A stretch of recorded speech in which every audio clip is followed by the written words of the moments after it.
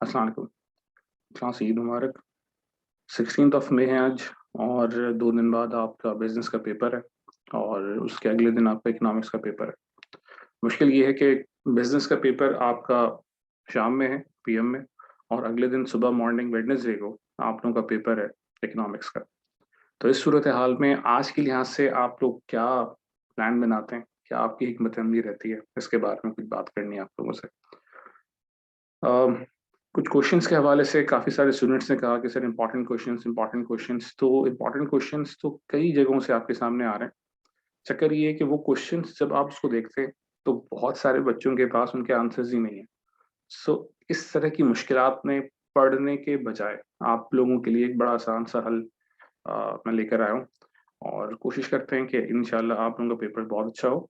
मगर सबसे पहले कुछ बेसिक्स जो आपने बहुत इंपॉर्टेंटली देखनी है कि सिलेबस क्या है। देखें, सिलेबस में आपके पास 5 यूनिट्स हैं, दो माइक्रो 3 माइक्रो इकोनॉमिक्स और 2 मैक्रो इकोनॉमिक्स, ठीक है।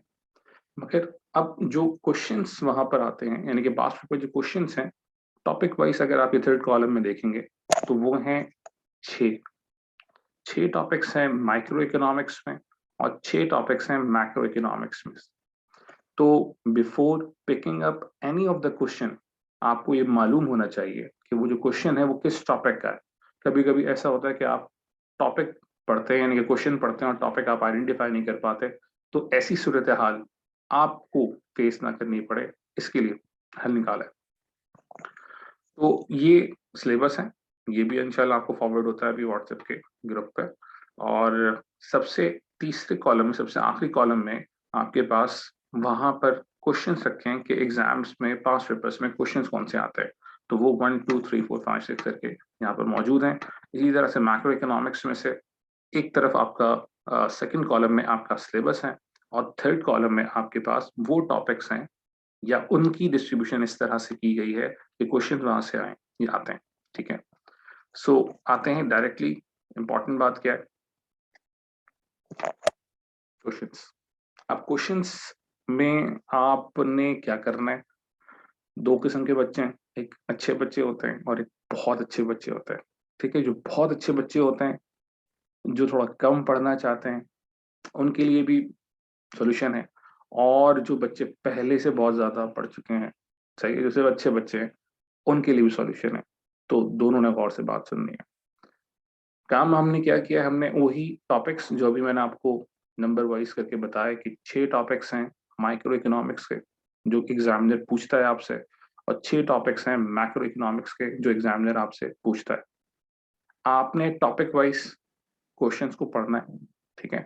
अगर आपको लगता है आपकी तैयारी है, ठीक है, आप क्वेश्चन पढ़ें, बंद करें, एग्जाम्स के लिए जाएं, बहुत अच्छी बात है।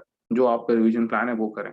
और अगर आपके पास कोई रिवीजन प्लान नहीं है और आप अभी भी ये सोच रहे हैं कि सर मैं क्या करूं, बिजनेस का पेपर देकर आऊंगा तो obviously I will be exhausted, तो होगा क्या।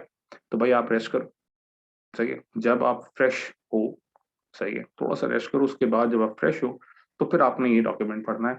इस टू इंशाल्लाह इस तरह से डिजाइन किया गया है कि आपके सिलेबस की जो रिवीजन की रिक्वायरमेंट है वो भी सर्व कर देगा, और इंशाल्लाह जो क्वेश्चन एग्जाम्स में आने वाले हैं वो भी आपको नजर आएंगे अल्लाह के हुक्म से, ठीक है। तो ये चीजें, तो आइए गौर से देखते हैं कौन कौन सी चीजें किस तरह से डिजाइन की गई हैं।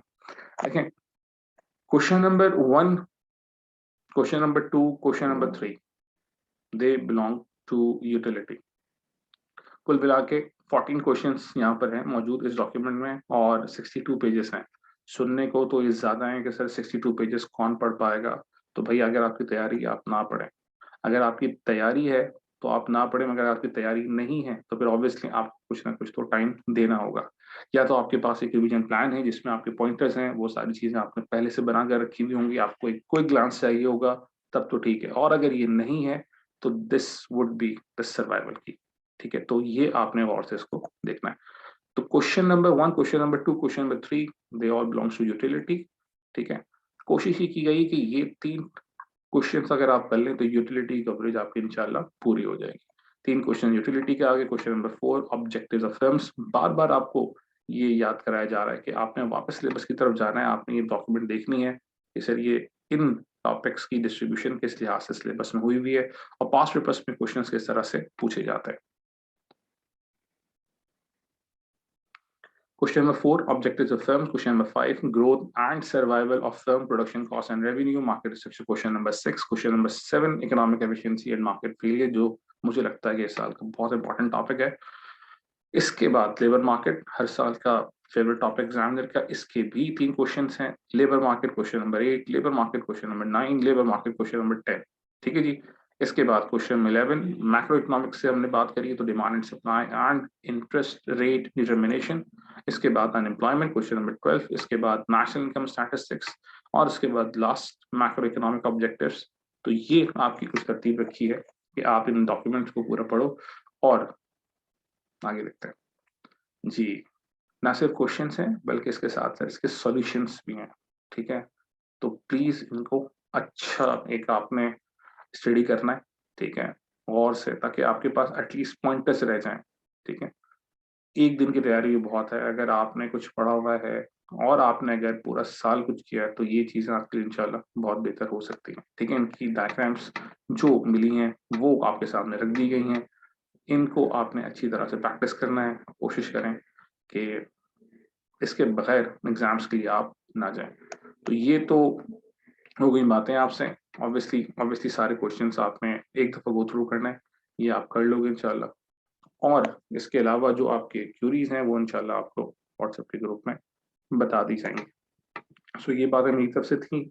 आप बिजनेस का पेपर देकर आए और बिजनेस के पेपर देने के बाद ऑब्वियसली फिर आपने इकोनॉमिक्स की तरफ लगना है। थोड़ा सा आप रेस्ट कर लें, एग्जॉस्ट नहीं होगा, नहीं होइएगा, आते साथ बैठ मत जाइएगा पढ़ने के लिए, थोड़ा सा ब्रेक दे दें और उसके बाद फिर आप पढ़ें ताकि आप एग्जाम्स के लिए वेडनेसडे वाले दिन सुबह फ्रेश होके जाएं और अच्छा एग्जाम दें। Wish you all very good luck.